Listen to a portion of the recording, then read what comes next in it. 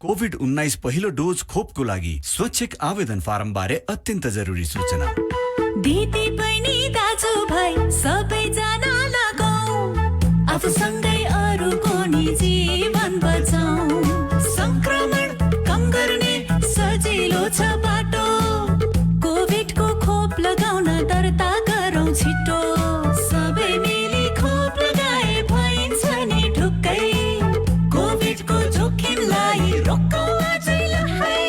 नेपाल सरकारद्वारा देशैभर कोभिड विरुद्धको खोप निशुल्क वितरण गरिँदैछ, तर त्योभन्दा अगाडि जरुरी छ आफ्नो नाम दर्ता गर्न र खोप लगाउन नछुटाउन। छिटो भन्दा छिटो हाम्रो वेबसाइट vaccine.mohp.gov.np मा गई नाम दर्ता गर्नुहोला। खोप लगाइसकेपछि पनि कोरोना संक्रमणबाट बच्नको लागि जनस्वास्थ्यका सबै मापदण्डको पालना गरौँ। यो कार्यक्रम स्वास्थ्य तथा जनसङ्ख्या मन्त्रालयको अगुवाईमा UNDP र WHO को सहयोगमा गरिएको हो। नछुटाउँ खोप लगाउन, नभुलौँ नाम दर्ता गर्न।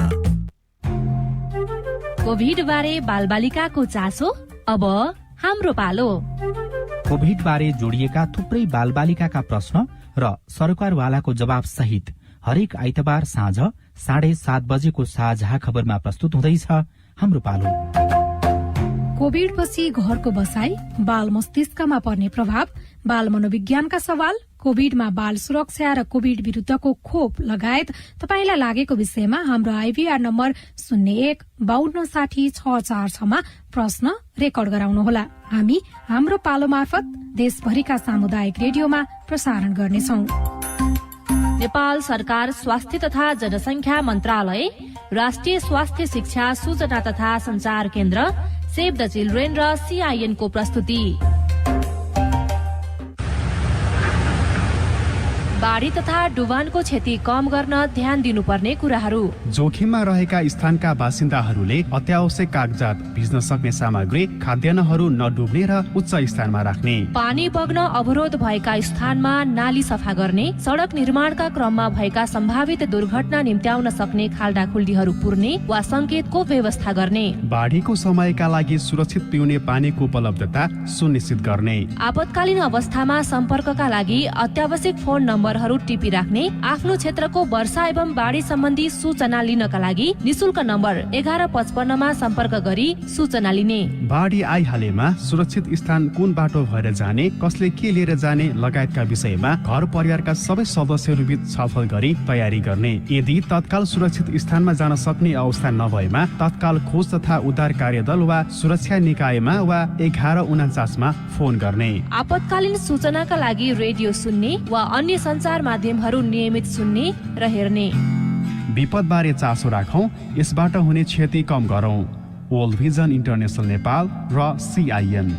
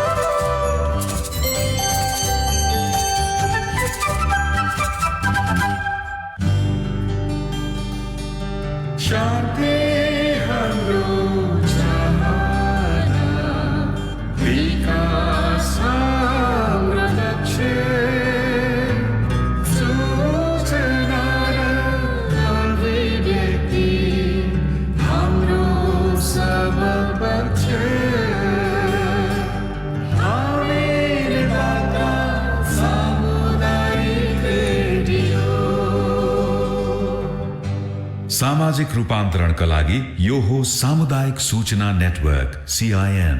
अहिले बिहानको 6 बजेको छ। सामुदायिक सूचना नेटवर्क CIN बाट अब प्रसारण हुँदैछ साझा खबर।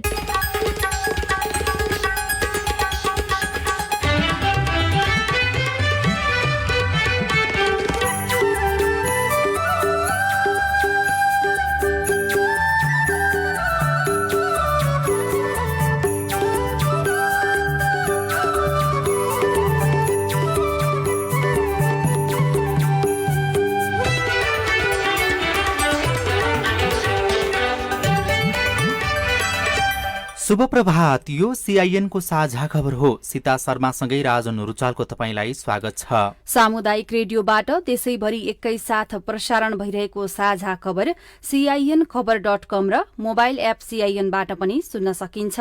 आज 2078 साल साउन 21 गते बिहिबार अगस्त 5 तारिक सन् 2021 नेपाल सम्मत 1141 श्रावण कृष्ण पक्षको द्वादशी तिथि। साझा खबरमा प्रमुख खबरका शीर्षकहरू। कोरोनाको संक्रमण दिनदिनै बढ्दै, हिजो 42 दिने ताके सबैभन्दा धेरै संक्रमित, तेस्रो लहरको संकेत हुन सक्ने विज्ञहरूको भनाई, तर अक्सिजन प्लान्ट स्थापनामा भने ढिलाइ। कांग्रेसमा पौडेल पक्षद्वारा विशेष महाधिवेशनको प्रस्ताव, जसपा विवाद, सर्वोच्चद्वारा ठाकुर पक्षलाई अन्तरिम आदेश दिन अस्वीकार, 15,000 स्थायी शिक्षकको पद पूर्ति प्रक्रिया खुल्यो। 6 वर्षदेखि नाफा कमाएको आयल निगम 4 अर्ब घाटामा, विद्युतीय सवारीको आयात दोब्बरले बढ्यो। चितवनको सौराहामा पर्यटकीय गतिविधि शून्य। सेप्टेम्बरको अन्तिमसम्म कोरोना विरुद्धको बुस्टर खोप नलगाउन डब्ल्युएचओ को सुझाव। बंगलादेशमा जन्ती हिँडेका 17 जनाको चट्याङ लागेर मृत्यु। लेबनानमा मानवीय अवस्था कमजोर बन्दै गएको प्रति राष्ट्रसङ्घको चिन्ता। त्रिकोणात्मक सिरिजका लागि बन्द प्रशिक्षणमा 19 खेलाडीलाई बोलाइयो। 32 स्वर्णसहित ओलम्पिकमा चीनको अग्रता कायमै।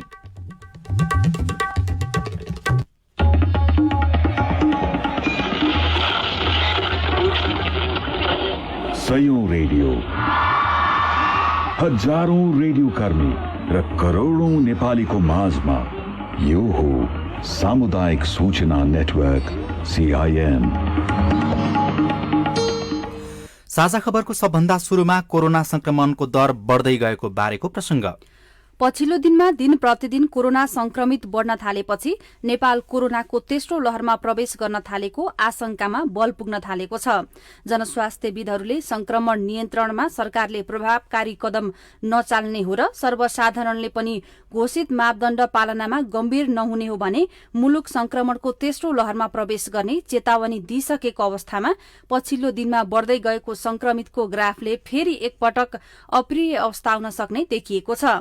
कोरोना संक्रमितको संख्या दिन प्रतिदिन बढ़दै गएको अवस्थामा हिजो भने 4,000 नागेको छ। हिजो मात्रै 4,107 जना संक्रमित थपिएका छन्। यो भनेको 42 दिन पछिकै सबैभन्दा धेरै हो। मन्त्रालयका सहप्रवक्ता डाक्टर समीर कुमार अधिकारीले साउन लागेदेखि नै नेपालमा कोरोना संक्रमणको दर दैनिक औसतमा 25% वृद्धि भएको भन्दै तेस्रो लहरका लागि सरकार तयारी अवस्थामा रहेको पनि जानकारी दिनुभयो। श्रावण लागेदेखि हेर्यौं भने संक्रमण पुष्टि हुने दरहरू, परीक्षणका दरहरू बढ्दै गएको देखिन्छ। 500 भन्दा बढी सक्रिय संक्रमितहरू भएका जिल्लाहरू मकवानपुर, काभ्रे, नवलपरासी पूर्व, बागलुङ र रूपन्देही जिल्लाहरू चाहिँ यो पछिल्लो समय थपिएका छन्। यो क्रम बिस्तारै बढिरहेको पनि देखिन्छ। हामीसँग यो कोभिड-19 को महामारी सँगै रहेको हुनाले जनस्वास्थ्यका मापदण्ड भनेको एकदमै महत्त्वपूर्ण अस्त्र हो संक्रमण रोकथाम नियन्त्रण गर्नलाई। त्यसमा हामी सबैजना सजग हौं। प्रदेश 1 का 10 अस्पतालका लागि छुट्याइएको 50 करोड़ 26 लाख 91 हजार बजेट छुट्याइएकोमा धनकुटा, खोटाङ र सोलुखुम्बुले मात्रै प्रक्रिया अगाडि बढाइएका छन्। यो अक्सिजन प्लान्ट जडान गर्ने प्रक्रियाको विषय हो। कोशी अस्पतालमा भेन्टिलेटर, अक्सिजन प्लान्ट र अक्सिजन ट्याङ्क जडान गर्न 6 करोड़ 80 लाख बजेटका लागि अर्थ मन्त्रालयले जेठ 2 गते स्वास्थ्य मन्त्रालयलाई पत्र पठाएको थियो, जसमध्ये 80 लाख लागतमा अक्सिजन ट्याङ्क खरिदका लागि 2 पटक अस्पतालले ठेक्का आह्वान गर्यो, तर आवेदन नपरेको भन्दै खरिद प्रक्रिया रोकिएको छ। एकातिर संक्रमणको ग्राफ बढिरहेको छ, अर्कोतिर अक्सिजन प्लान्टको तयारी भने खासै राम्रो भएको देखिँदैन। प्रदेश 2 को गजेन्द्र नारायण सिंह अस्पतालमा प्लान्ट राख्न टेन्डर भइसक्यो, तर उपकरण राख्ने ठाउँ अहिले पनि बनेको छैन। प्लान्टका लागि भवन निर्माण अन्तिम अवस्थामा पुगेको मेडिकल सुपरिन्टेन्डेन्ट रञ्जित झाले बताउनु भएको छ। बागमती प्रदेशको रामेछाप अस्पतालमा पनि भवन अभावमा प्लान्ट राख्न सकिएको छैन। सरकारले असार महिनाभित्रै प्लान्ट सञ्चालनमा ल्याउन अस्पताललाई 75 लाख विनियोजन गरेको थियो, तर काम भने भएको छैन। ललितपुरको पाटन अस्पतालमा स्वास्थ्य मन्त्रालय र ललितपुर महानगरपालिकाले बजेट विनियोजन गरेर पनि अक्सिजन प्लान्ट जडान भने टुङ्गोको विषय बनेको छैन। त्यस्तै पश्चिमाञ्चल क्षेत्रीय अस्पतालमा 4वटा अक्सिजन प्लान्ट जडान हुने भनिएकोमा एउटा पनि जडान भएको छैन। दाताले दिएको एउटा प्लान्ट पनि जडान खर्च नहुँदा रोकिएको छ। एउटा प्लान्ट जोड्न गत वर्ष असारमै ठेक्का भएको थियो, तर अहिलेसम्म काम भएको छैन। अर्थ मन्त्रालयले राप्ती स्वास्थ्य विज्ञान प्रतिष्ठान घोराहीमा 6 करोड 80 लाख रुपैयाँ विनियोजन गरी खरिद प्रक्रिया अघि बढाउने सहमति भएको थियो। गत जेठ 6 मा मन्त्रालयले पठाएको पत्रमा अक्सिजन प्लान्ट खरिद, जडान र हाई डिपेन्डेन्सी युनिट एसडीयू जडानका लागि 3 करोड 12 लाख 70 हजार रुपैयाँ विनियोजन गरी काम अघि बढाउने सहमति भएको थियो, तर कामहरू अझै बाँकी रहेको देखिएको छ। संघीय सरकारले कर्णालीका 3 अस्पताललाई अक्सिजन प्लान्ट र एसडीयू खरिद तथा जडानका लागि 20 करोड 65 लाख रुपैयाँ बजेट विनियोजन गरेको छ, तर प्रदेश सरकार मार्फत बजेट आउनुपर्ने बजेट अहिलेसम्म पनि आई नपुगेको बताइएको छ। जेठ पहिलो र दोस्रो साता संघको अर्थ मन्त्रालयले सुदूरपश्चिममा पनि विभिन्न अस्पतालमा 40 करोड 67 लाख रुपैयाँ स्रोत सुनिश्चितताको पत्र पठाएको थियो। बझाङ जिल्ला अस्पतालले अक्सिजन प्लान्ट स्थापना गर्ने बाहेक अन्य अस्पतालले के गरे भन्ने अहिलेसम्म टुङ्गो नभएको सामाजिक विकास मन्त्रालयका प्रवक्ता नरेन्द्र सिंह कार्कीले बताउनु भएको छ। कांग्रेसमा वरिष्ठ नेता रामचन्द्र पौडेल पक्षले पुरानै प्रतिनिधिबाट विशेष महाधिवेशन गरेर पार्टीको वैधानिकता जोगाउनु पर्ने प्रस्ताव अघि सारेको छ। क्रियाशील सदस्यता विवादले महाधिवेशन तालिका प्रभावित बनेपछि पौडेल पक्षले यस्तो प्रस्ताव अघि सारेको हो। प्रधानमन्त्री समेत रहनुभएका पार्टी सभापति शेरबहादुर देउवाले भने विकल्प अस्वीकार गर्दै भदौ 16 देखि 19 मै केन्द्रीय महाधिवेशन गरी छाड्ने बताउनु भएको छ। क्रियाशील सदस्यताको विवाद मिलाउन हिजो बसेको शीर्ष तहको बैठकमा पौडेल पक्षले 13औं महाधिवेशनका प्रतिनिधि सहभागी हुने गरी विशेष महाधिवेशन मार्फत 2 वर्षका लागि तदर्थ समितिको निर्वाचन गराउने प्रस्ताव अघि सार्नु भएको हो। पौडेलले क्रियाशील सदस्यताको विवाद मिलाउन गम्भीर नबनेको भन्दै आशंका प्रकट गर्नु भएको थियो। अन्य पार्टीबाट आएकाहरूलाई समायोजन गर्ने नाममा महाधिवेशन प्रभावित हुने गरी सदस्यता बाँडिएको पौडेलको आरोप छ।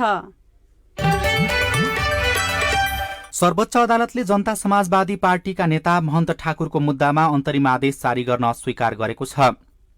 न्यायाधीश प्रकाशमान सिंह राउतको एकल इजलासले दुवै पक्षलाई छलफलमा बोलाउँदै तत्काल अन्तरिम आदेश दिन अस्वीकार गरेको हो। साथै जसपाको आधिकारिकता उपेन्द्र यादवलाई दिने निर्वाचन आयोगको निर्णय विरूद्ध दायर रिटमाथि पहिलो सुनवाई गर्दै न्यायाधीश राउतको इजलासले पुरानो मुद्दा सँगै राख्न भनेको छ। अदालतले जसपा अध्यक्ष उपेन्द्र यादव सहित अन्य विपक्षीलाई लिखित जवाफ सहित उपस्थित हुन पनि आदेश दिएको छ। जसपाका नेता अनिल कुमार झाले भने आफूहरू अब संयुक्त इजलासको पर्खाइमा रहेको प्रतिक्रिया दिनुभएको छ। अर्को पनि मुद्दा हामीले हालेका थियौं। त्यो मुद्दा र यो मुद्दालाई एकै साथ राखेर हेर्ने भनेर एक प्रकारले अडाएको छ। हाम्रो अर्को मुद्दा संयुक्त इजलासमा चलिरहेको र यो मुद्दा एकल इजलासमा आज परेकोले संयुक्त इजलासले हेरिरहेको त्यही प्रकृतिको मुद्दालाई एकल इजलासले हेर्नुभन्दा पनि संयुक्त इजलासले हेर्दा अझ बढी न्यायसङ्गत हुने प्रकारको टिप्पणी माननीय न्यायाधीशज्यूको थियो। हामी विधिको शासन मान्ने व्यक्ति र पार्टी र राजनीतिक संगठन भएको नाताले सम्मानित सर्वोच्च अदालतबाट कुनै अन्तिम आदेशलाई शिरोधार्य गरेर नै अगाडि बढ्नु पर्दछ। सर्वोच्चको फैसला नआएसम्म अब तपाईहरू कसरी अघि बढ्नुहुन्छ? निर्वाचन आयोगले जे निर्णय गरेको छ त्यस निर्णयलाई मानेर हिँडिरहनु पर्ने अवस्था छ र निर्वाचन आयोगले के भनेको छ भने 51 सदस्यीय केन्द्रीय कार्यकारिणी समिति नै लिगल हो। त्यस्तो स्थितिमा जबसम्म अर्को पार्टी खोलेर कोही नेता जाँदैन त्यो 51 सदस्यीय कार्यकारिणी समितिको, तबसम्म तत्त नेताहरू यो जनता समाजवादी पार्टीको 51 सदस्यीय स्थापना हुँदाका बखतको केन्द्रीय कार्यकारिणी समितिको सदस्य पदाधिकारी र अध्यक्ष नै रहनेछ। त्यसर्थ महन्त ठाकुर आज पनि त्यो पार्टीको अध्यक्ष हुनुहुन्छ। अरू हामी कार्यकारिणी समितिका सदस्य नै छौं र त्यसै पार्टीको अध्यक्षको रूपमा महन्त ठाकुरले एउटा कार्यक्रम र त्यही पार्टीको अर्को अध्यक्षको रूपमा उपेन्द्र यादवले अर्को कार्यक्रम गरेर हिँड्नु भएको तपाईहरुले धेरै पटक न्यूज बजाउनु भएकै छ। जनता समाजवादी पार्टी त एक भइसकेकै थिएन, त्यहाँ आफ्नो लेभलमा काम कारबाहीहरू पहिलेकै स्थितिमा भइरहेछ। एउटै पार्टीको नाममा प्यारलल कार्यक्रमहरू वा अलग अलग कार्यक्रमहरू पुरानो समाजवादी र पुरानो राजपाको रूपमा भइरहेकै छ। तराई मधेसका 21 जिल्ला जोड्ने बहुप्रतिष्ठित राष्ट्रिय गौरवको आयोजना हुलाकी राजमार्गको 68% काम सम्पन्न भएको छ।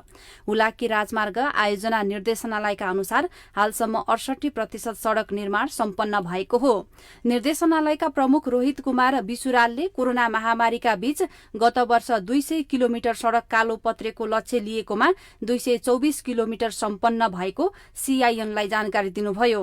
कोरोना महामारी, बजेटको सुनिश्चितता नहुनु, वन सम्बन्धी ऐन, राष्ट्रिय निकुञ्जका ऐन र प्रावधान लगायतका कारण हुलाकी राजमार्ग निर्माणमा ढिलाइ भइरहेको उहाँले बताउनुभयो। कामहरू प्रगति भइ नै रहेछ। अरू धेरै जसो ठाउँहरू हाम्रो हुलाकी राजमार्गले समेट्ने भनेको चाहिँ पूर्वदेखि पश्चिमसम्मको तराईको घना बस्ती भएको एकदमै दक्षिणी भेगलाई चाहिँ समेट्छ। त्यो घना बस्ती जति चाहिँ निर्माण भइसकेको छ, या त निर्माण सम्पन्न भइसकेको छ या त निर्माण हुँदैछ। अब अहिलेसम्मलाई भन्नुहुन्छ भने 747 किलोमिटर सडक चाहिँ कालोपत्रे तयार भइसकेको छ र बाँकी 600 किलोमिटर आसपासमा चाहिँ निर्माणाधीन चरणमा छ। या त कोही कोही ठेक्का लगाउनु बाँकी छ भने धेरै जसो भाग चाहिँ अहिले निर्माणाधीन चरणमा भएको हुनाले धेरै हदसम्म अलमोस्ट त्यो प्रोजेक्टलाई कम्प्लिट गर्छौं 79-80 को अन्तसम्ममा भन्ने हामी विश्वास गर्छौं। राणाकालमा चिठी आदान प्रदानका लागि प्रयोग हुने भारतीय सीमा नजिकैको सड़कलाई नै 1.5 दशक पहिले हुलाकी राजमार्ग नामाकरण गरिएको थियो। भन्सार महसुल घटेसँगै विद्युतीय सवारी साधनको आयात बढेको छ। मूल्य घटेसँगै यस्ता सवारी साधनको माग पनि बढेको सवारी कम्पनीहरूले जनाएका छन्। तत्कालीन अर्थमन्त्री युवराज खतिवड़ाले गत आर्थिक वर्ष 77-78 को बजेट मार्फत 80% सम्म भन्सार शुल्क बढाएपछि सुरुका 2 चौमासिकमा विद्युतीय सवारी आयात ठप्प जस्तै बनेको थियो।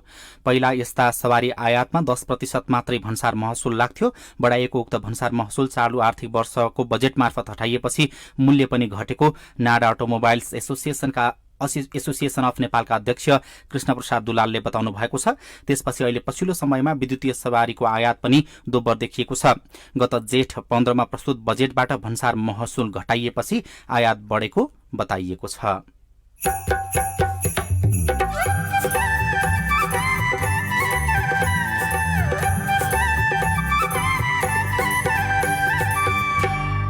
सामुदायिक सूचना नेटवर्क सीआईएन मार्फत देशभरि प्रसारण भइरहेको साझा खबरमा जथाभावी सड़क खन्दा बस्तीहरू जोखिममा पर्ने क्रम बढ्दो, जनताको बस्ती भयो, बाटोघाटो पुलको महत्व, जनताको बस्ती के त्यो बाटोघाटो पुलको के महत्व भन्नु त हामी नै जनतै नरहेपछि त्यसमा अर्थ के हुन्छ र भन्छु गरी मैले सधैँभरि 15,000 स्थायी शिक्षकको पदपूर्ति प्रक्रिया खुल्यो। चितवनको सौरहामा पर्यटकीय गतिविधि शून्य लगायतका खबर बाँकी नै छन्। सीआईएनको साझा खबर सुन्दै गर्नुहोला। विद्यार्थी भर्ना सम्बन्धी सूचना। गण्डकी विश्वविद्यालय पोखराले शैक्षिक वर्ष 2078-79 को लागि स्नातक तहको 4 वर्षे bachelor in sports management BSM र bachelor in information technology BIT कार्यक्रमहरूमा विद्यार्थी भर्नाको लागि प्रवेश परीक्षाको आवेदन दिने अन्तिम मिति 2078 साउन मसान्तसम्म कायम गरिएको छ। साथै परिवर्तित प्रवेश परीक्षाको मिति 2078 भदौ 5 गते हुने बेहोरा समेत सूचित गरिन्छ। आवेदन फारम विश्वविद्यालयको केन्द्रीय कार्यालय मुस्ताङ चोक पोखरा तथा वेबसाइट www.gandakiyuniversity.edu.np मा हेर्न तथा online.apply@gandakiyuniversity.edu.np मा इमेल गरी बुझ्न सकिनेछ। बिहानको नमस्कार है विद्यार्थी भाइ बहिनीहरू। नमस्कार सर। नमस्कार नमस्कार। ल बस। अनि भाइ बहिनीहरू, आज हामी बोक्सी आरोप एउटा अपराध हो भन्ने विषयमा छलफल गर्छौं। बुझ्यौ? बुझ्यौ सर। ओइ सुहाना, तँलाई थाहा छ हाम्रो मम्मीले भन्नु भएको हाम्रो गाउँमा त बोक्सी छ रे नि। हो र? होइन होला है त्यस्तो त। श्वेता, तिमीहरूको के को खास सोच हो? बोक्सी भन्ने कुरा केही हुँदैन, बुझ्यौ? कसैलाई बोक्सी आरोप लगाउनु, कुट्नु, पिट्नु, पीडा दिनु वा गाली बेइज्जती गर्नु सामाजिक अपराध हो। बोक्सीको आरोप, कसुर र सजाय ऐन 2072 मा बोक्सी सम्बन्धी अपराध गर्नेलाई 10 वर्ष कैद र 50,000 देखि 1 लाख रुपियाँसम्म जरिवाना हुन्छ भनेर लेखिएको छ। बोक्सी आरोप लगाएर कुटपिट अङ्गभङ्ग गर्नेलाई 10 वर्ष कैदसँगै ज्यान मार्ने उद्योग अन्तर्गत थप सजाय पनि हुन्छ। यो कुरा तिमीहरूले घरमा पनि भन्नु है।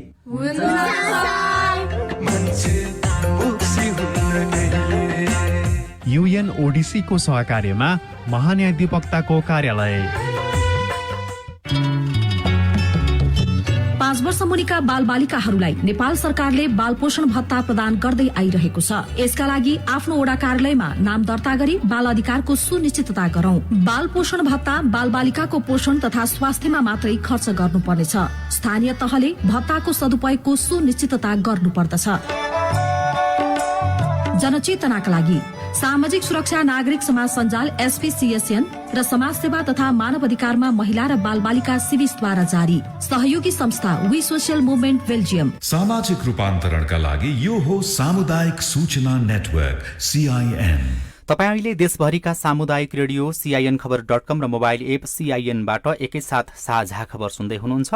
अब आज काठमाडौँबाट प्रकाशित पत्र पत्रिकाको खबर। राजधानी दैनिकको पहिलो पृष्ठमा 6 वर्षदेखि नाफा कमाएको निगम 4 अर्ब घाटामा शीर्षकमा समाचार छापिएको छ। निरन्तर 6 वर्षदेखि नाफा कमाउँदै आएको नेपाल आयल निगमले पछिल्लो समय निरन्तर घाटा बेहोर्दै आएको छ। निगमका नायब कार्यकारी निर्देशक नागेन्द्र शाहका अनुसार अहिले निगम 4 अर्ब रुपियाँ घाटामा गएको छ। पछिल्लो समय अन्तर्राष्ट्रिय बजारमा निरन्तर इन्धनको मूल्य बढेकाले निगमले अहिले घाटा बेहोर्नु परेको हो। कान्तिपुर दैनिकमा 15,000 स्थायी शिक्षकको पदपूर्ति प्रक्रिया खुल्यो शीर्षकमा समाचार छापिएको छ।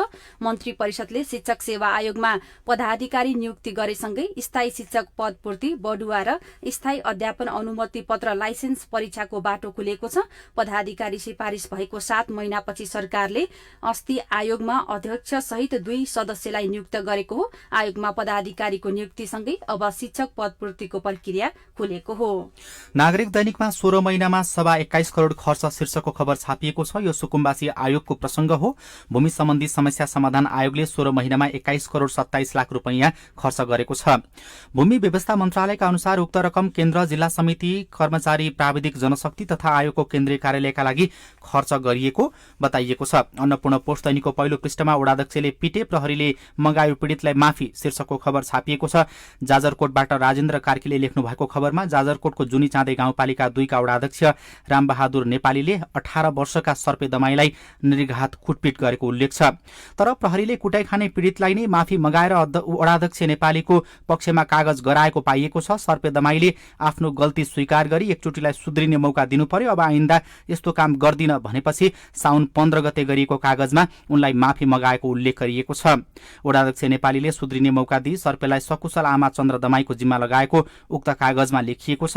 उक्त कागजमा आमा चन्द्र र सर्पे दुवैजनालाई हस्ताक्षर समेत गराइएको छ।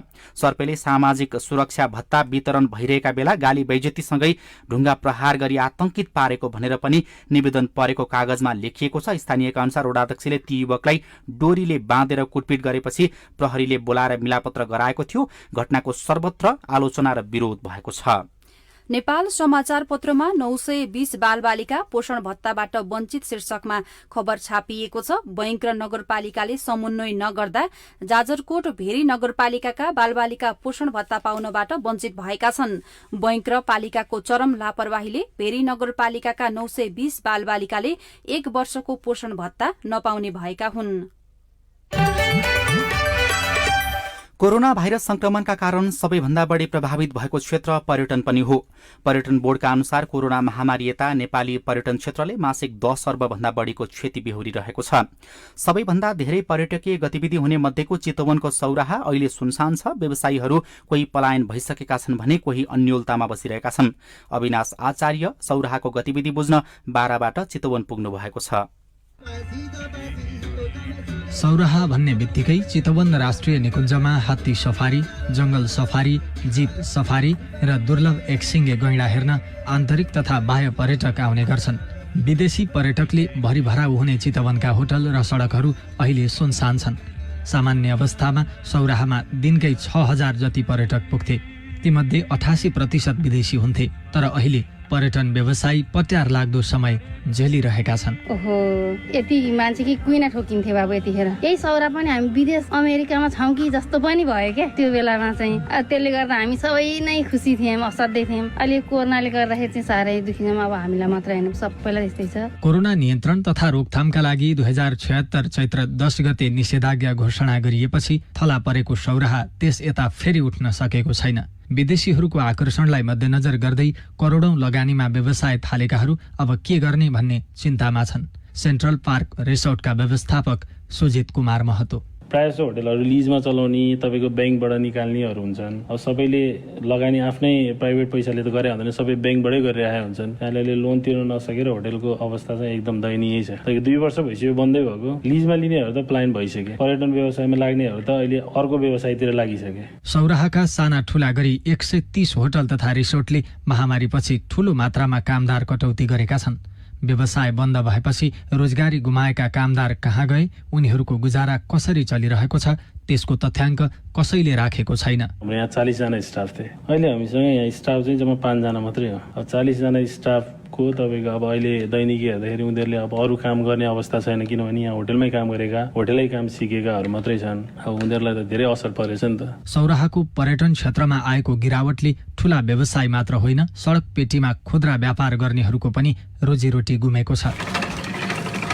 बागमारामा 15 वर्षदेखि जुसको व्यापार गरेर 8 जनाको परिवार पाल्दै आउनुभएका 48 वर्षका सौखी सहनी पनि दैनिकी चलाउन अब पेसा परिवर्तन गर्ने सोचमा हुनुहुन्छ। बन्द छ, मरेको छ मान्छे, के गर्नु, घरमा बसेर दोस्रो काम त गर्नु पर्छ न। सरकारले कृषि र पर्यटनलाई सँगै अघि बढाउने घोषणा गरे पनि व्यवहारमा लागू नगरेको भन्दै व्यवसायीहरूले गुनासो गरेका छन्। अविनाश आचार्य, CIN चितवन। साझा खबरमा अब हेलो CIN स्नेहा कर्णबाट।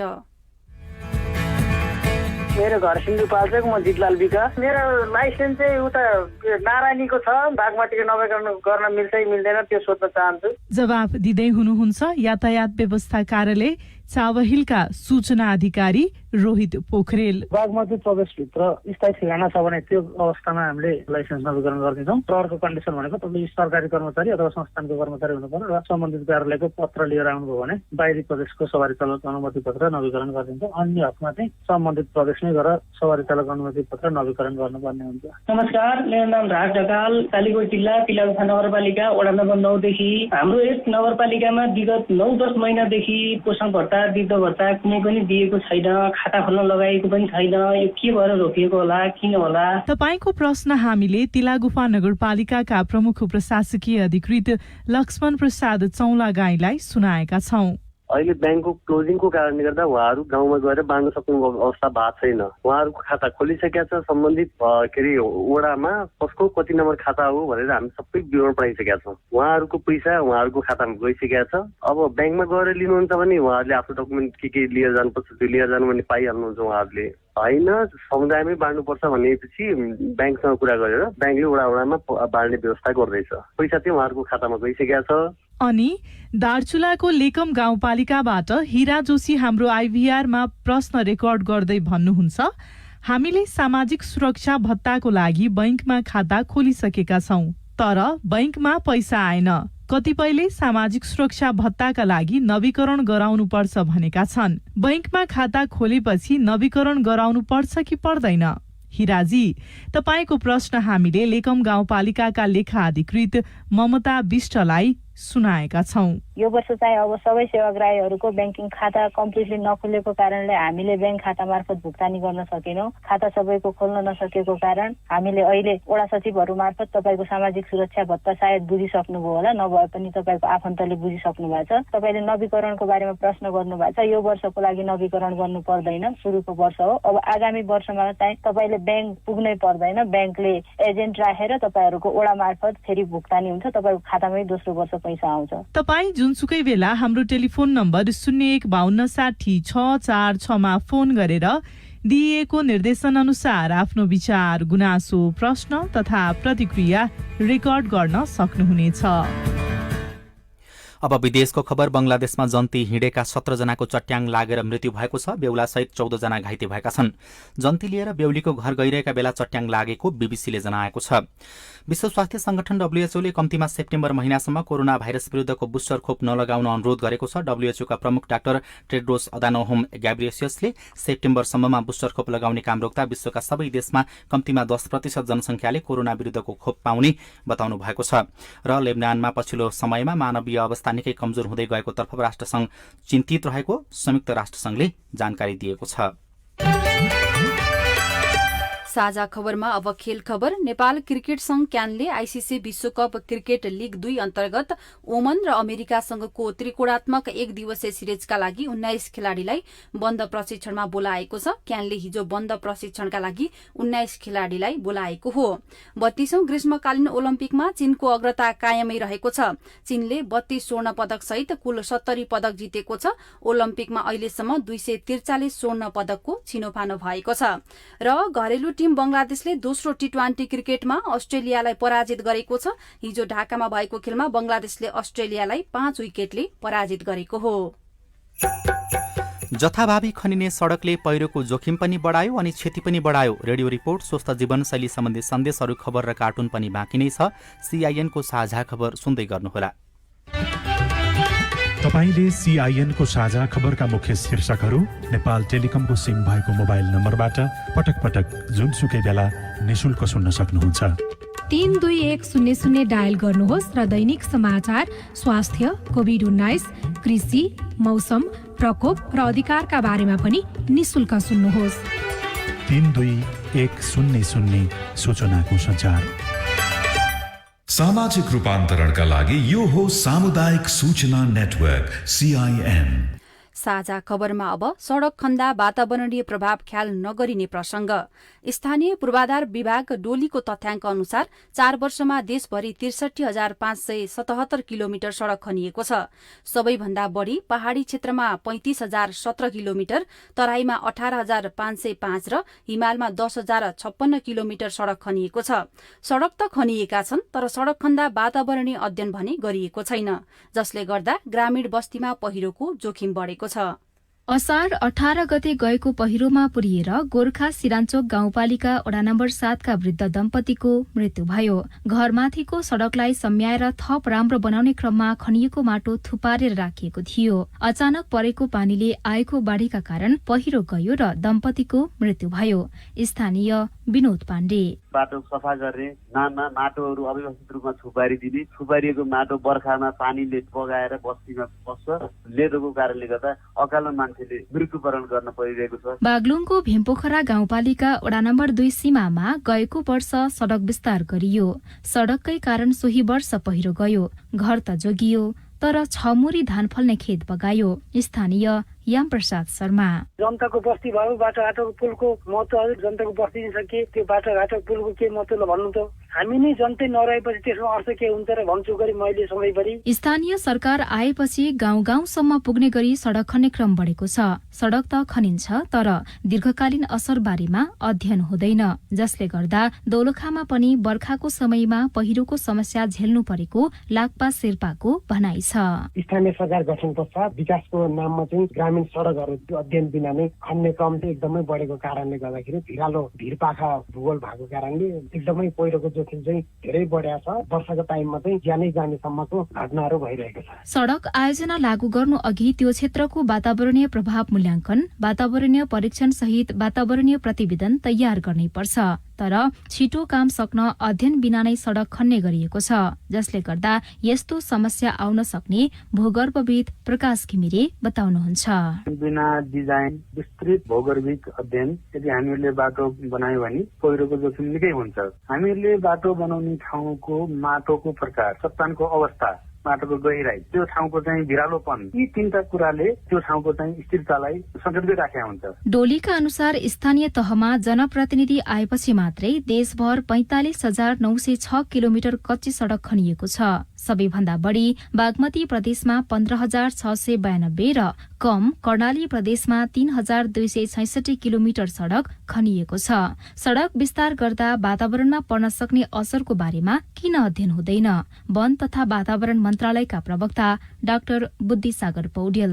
स्थानीय स्तरमा सड़कहरू यातायातका परियोजनाहरूमा केही ठाउँमा चाहिँ समस्या पनि छ।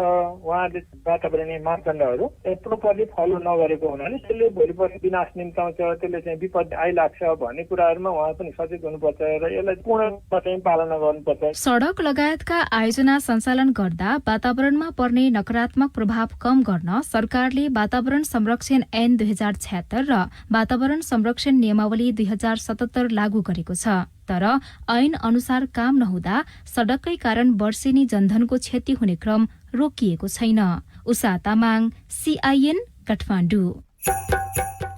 रिपोर्टसँगै हामी साझा खबरको अन्त्यमा आइपुगेका छौं। सामुदायिक रेडियो प्रसारक संघद्वारा सञ्चालित CIN को बिहान 6 बजेको साझा खबर सक्नु अघि तपाईको स्वस्थ जीवनशैलीसँग जोडिएको एउटा सन्देश। आमा वा बच्चा मध्ये कसैलाई कोरोना भएको बेला स्तनपान गराउन मिल्छ। कोभिड भएको आमाले पनि आफ्नो बच्चालाई चाहिँ नि आमाको दूध चुसाउन सक्नुहुन्छ। यदि बच्चालाई कोभिड भएको छ र आमालाई कोभिड भएको छैन पनि उहाँले आफ्नो बच्चालाई दूध खुवाउन सक्नुहुन्छ। तर के छ भन्दाखेरि यसमा स्वास्थ्यका केही मापदण्डहरू हामीले अपनाउनु पर्ने हुन्छ। जस्तै मास्क अनिवार्य लगाउने, हात धुने, आफ्नो स्तनलाई धुने खुवाउनुभन्दा अगाडि र बच्चालाई पनि त्यसै किसिमले सुरक्षित गर्ने र आफ्नो वरिपरिको ठाउँ सफा गर्ने र दूध खुवाइसकेपछि त्यो स्तन पुनः धुने र हात फेरि पुनः धुने यी काम चाहिँ हामीले गर्नुपर्छ। पोषण विज्ञ केदार राज पराजुलीको यो सन्देशसँगै साझा खबरमा मुख्य खबर फेरि एकपटक। कोरोना संक्रमण फेरि बढ्यो। हिजो 42 दिन यताकै सबैभन्दा धेरै संक्रमित। तेस्रो लहरको संकेत हुन सक्ने विज्ञहरूको भनाई, तर अक्सिजन प्लान्ट स्थापनामा भने ढिलाइ। कांग्रेसमा पौडेल पक्षद्वारा विशेष महाधिवेशनको प्रस्ताव। जसपा विवाद, सर्वोच्चद्वारा ठाकुर पक्षलाई अन्तरिम आदेश दिन अस्वीकार। 15,000 स्थायी शिक्षकको पदपूर्ति प्रक्रिया खुल्यो। 6 वर्षदेखि नाफा कमाएको भनिएको आयल निगम 4 अर्ब घाटामा। विद्युतीय सवारीको आयात दोब्बरले बढ्यो। चितवनको सौराहामा पर्यटकीय गतिविधि शून्य। सेप्टेम्बरको अन्त्यसम्म कोरोना विरुद्धको बुस्टर खोप नलगाउन WHO को सुझाव। बंगलादेशमा जन्ती हिँडेका 17 जनाको चट्याङ लागेर मृत्यु। र विश्वकप क्रिकेट लिग डिभिजन 2 अन्तर्गत ओमान र अमेरिकासँगको सिरिजका लागि 19 खेलाडीलाई बन्द प्रशिक्षणमा बोलाइयो। साझा खबरको अन्त्यमा कार्टुन लिएका छौं नयाँ पत्रिका दैनिकबाट। कर्नर किक शीर्षकमा रवि मिश्रले बनाउनु भएको कार्टुन छ। यहाँ काठमाडौँ महानगरपालिकाका मेयर विद्यासुन्दर साक्य जस्ता देखिने व्यक्ति छन्, सोचमग्न भएर बसिरहेका छन् कुर्सीमा। अनि हिजो मात्रै नयाँ पत्रिका दैनिकले खबर लेखेको थियो, काठमाडौँ महानगरपालिकामा जतासुकै भत्ता लिइन्छ, अनियमितताको मात्रै खबरहरू आइराखेको छ भनेर त्यही विषयलाई व्यङ्ग्य गर्न खोजिएको छ। र कार्टुनमा माथि चाहिँ यस्तो लेखिएको छ, म ठगिएँ, नराम्ररी लुटिएँ, यत्रो अनियमितता गर्दा पनि अनियमितता भत्ता त लिनै भुलेछु नि। हौस् त प्राविधिक साथी सुनिल राज भारतलाई धन्यवाद। अहिलेलाई राजन रुचाल र सीता शर्मा बिदा भयौं। तपाईको आजको दिन शुभ होस्। नमस्कार। यसपछि देशभरिका सामुदायिक रेडियोबाट कार्यक्रम हाम्रो पालिका प्रसारण हुनेछ, सुन्ने प्रयास गर्नुहोला।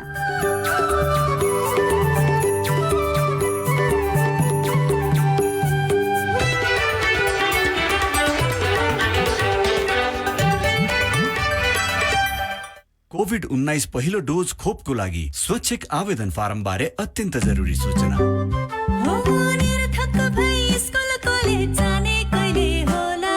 डर नमानी जागिर व्यापार गर्ने कहिले होला, कहिले पाउला निश्चित भई मैले सास फेर्न, डर त्रास केही नमानी आनन्दले हिँड्न, सामाजिक दूरी भन्दा भन्दै वर्षौं बिति गुनी, डराएर घरभित्र कति बस्ने हो नि। अब पर्दैन, किनकि नेपाल सरकारद्वारा देशैभर कोभिड विरुद्धको खोप निशुल्क वितरण गरिँदैछ। तर त्योभन्दा अगाडि जरुरी छ आफ्नो नाम दर्ता गर्न र खोप लगाउन नछुटाउन। छिटो भन्दा छिटो हाम्रो वेबसाइट vaccine.mohp.gov.np मा गई नाम दर्ता गर्नुहोला। खोप लगाइसकेपछि पनि कोरोना संक्रमणबाट बच्नको लागि जनस्वास्थ्यका सबै मापदण्डको पालना गरौं। यो कार्यक्रम स्वास्थ्य तथा जनसङ्ख्या मन्त्रालयको अगुवाईमा UNDP र WHO को सहयोगमा गरिएको हो। नछुटाउँ खोप लगाउन, नभुलौं नाम दर्ता गर्न।